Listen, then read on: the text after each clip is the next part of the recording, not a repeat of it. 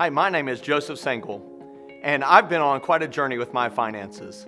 I started my relationship with money when I was a teenager and working for my father.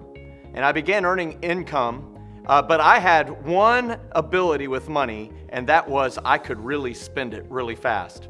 And shortly after I finished working with my father, I began working to train racehorses, and I earned a little bit more money, and then I got a job at Taco Bell. It was amazing. And every time I earned $1, I managed to immediately spend it when I got it. And when I went off to college, as the youngest of 6 boys and the first to go to college, I went to Purdue University, and I began dating this girl named Sally Mae. Maybe you know her. Her name is Sally Mae Student Loan Company, and I financed all of my college education. And that same weekend, my first weekend at college, they told me that they would give me free stuff with Purdue University's name on it if I would just fill out these credit card applications. And since I had no job at college and no money, I signed up for all of them. And I got free stuff. I got an American Express gift bag. I got a wonderful 2-liter of Coca-Cola, which was amazing. And there's no way they'd give me a credit card, is what I thought. And a week later, in the mail, a credit card showed up. And the next day, I practiced with it. And it ended up that I graduated with a degree in mechanical engineering in 4 years. And I graduated with this degree. And I graduated, however, with tens of thousands of dollars in student loan debt and thousands of dollars in credit card debt. While I was at Purdue, I met this girl, a Chicago Polish Southsider. Her name was Jen. And we dated through college, and I asked her to marry me right as I graduated. And she said yes. So I financed the engagement ring, the wedding, and the honeymoon. And I continued my poor relationship with money by deciding to buy a gift to reward myself for graduating from college. And you know what that is probably. Many of us have done it. I bought myself a new car. I bought myself a brand new car. I even financed the sales tax, 105% financing for my new car. And so we got married, and we ended up with a job transfer to Anderson, South Carolina. And we continued our brilliant streak of decision making in that we decided to buy a house. And so we bought a house, and it was debt of another size. It was a debt where we were basically looking at it and saying, oh my goodness, I had to sign like 90 different documents that basically said, you will be broke forever. You're welcome, the bank. And then we needed furniture. So we raced off to the furniture store and we bought new furniture, 24 months, same as cash. And you know, one thing that was really clear is that it was cool having nice new stuff.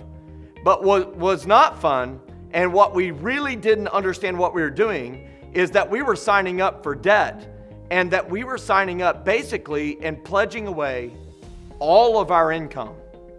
And I remember distinctly a moment where in December 2nd of 2002, where we were running up our credit cards again, and we had piles of debt upon us, and we couldn't find any money, and our average bank balance had hovered around $4.13. And we said, something has to change.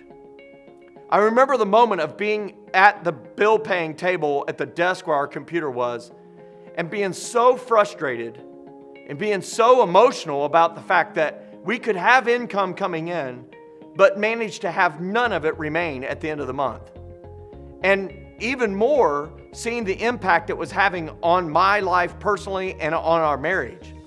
And it was that day, December 2nd, 2002, that I resolved to do something about it. That I wasn't just going to give it lip service, but I was going to do something about it. And so we entered this pivot point in our life where we said, we're not going to do this anymore. It's something that I call an I have had enough moment, an IHHE moment. And when your mama had enough and had her IHHE moment, I promise you things changed. And that's the same thing that happened with my finances, that we resolved to change it. And so we started reading lots of great material about it. I read books by different authors like Dave Ramsey and David Chilton and David Bach, Robert Kiyosaki, Susie Orman, Howard Dayton, and Larry Burkett. And ultimately, I stumbled upon the greatest money book ever written, and that's the Bible. And I quickly realized that the Bible had a lot to say about money and how to manage it. And I learned that I wasn't the owner, that I was the manager, and that if I would have a plan and I was diligent to follow it, that I would begin to see profit in my life, financially and otherwise. And so my wife and I embarked on a journey beginning that December 2nd, 2002, and we have seen miracles take place. We implemented a budget, and then we did something even more crazy. We followed it. You know, I hated budgets. I'm a spender, and I even came up with poetry. I would say, my name is Joe, and budgets interrupt my flow because it makes me say the word no, so it's got to go. And my wife wouldn't laugh about it either, just like you aren't laughing. But here's what I realized is that a budget is nothing more than telling your money where to go instead of wondering where it went. And so we put together a realistic budget for the first time in our life and followed it. And we said, we're not going to sign up for any more debt. And in 14 short months, by February of 2004, we had paid off all of our debt except for our house. And I remember feeling this unbelievable feeling of freedom, of having margin and space in my life, that I could accommodate financial challenges like a refrigerator dying or the car breaking down. And while I didn't want the car to break down, it would allow me to accommodate that expense without it derailing me personally and stressing out over it, and in our marriage fighting about it. And then we continued the journey, and we've seen nothing short of a miracle take place. As we've continued to apply a budget, to leverage the power and principles of compound interest, to be able to launch off into pursuing the dreams that God has put in our hearts, we've been able to fire ourselves from corporate America and take a 50% pay cut to go to work for a church that we helped start, to be able to fire up this dream of helping other people experience this freedom that we've felt in our own lives financially, and to be able to take it to North America, to be able to teach over 100,000 people this stuff, and to see the life change take place for them as well. We've even experienced miracles that money can't buy. You see, my wife and I, we didn't know if we would ever be able to have children because my wife encountered some health issues when she was a teenager. But a couple years in our marriage, God blessed us with a daughter. And she's amazing. But here's what we know is that the next 10 years, we weren't able to have any more children. But we were blessed with a miracle, with a son, just as we stepped out in faith to start this thing called I Was Broke, Now I'm Not. And we started that in June 1st of 2009. And 16 days later, we found out that we had a baby on the way. But we didn't have maternity insurance because we couldn't even get it with our new health insurance that we bought on our own.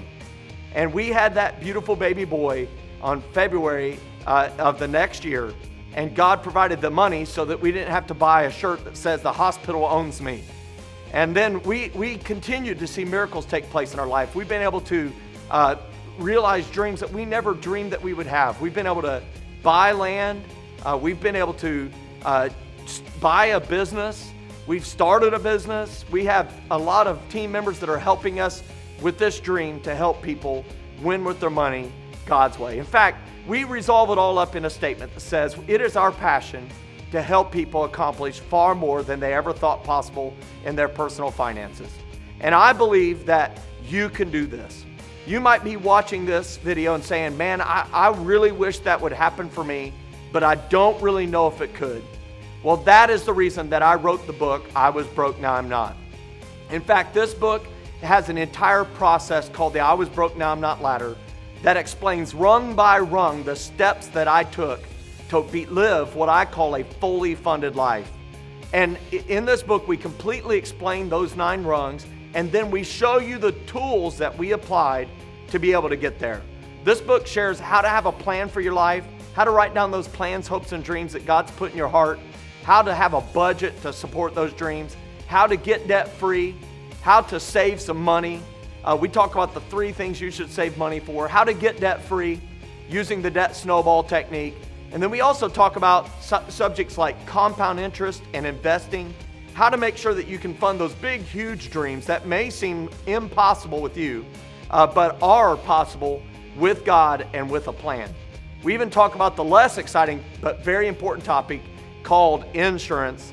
And then we resolve at the end of this book to teach you how to stick with this stuff.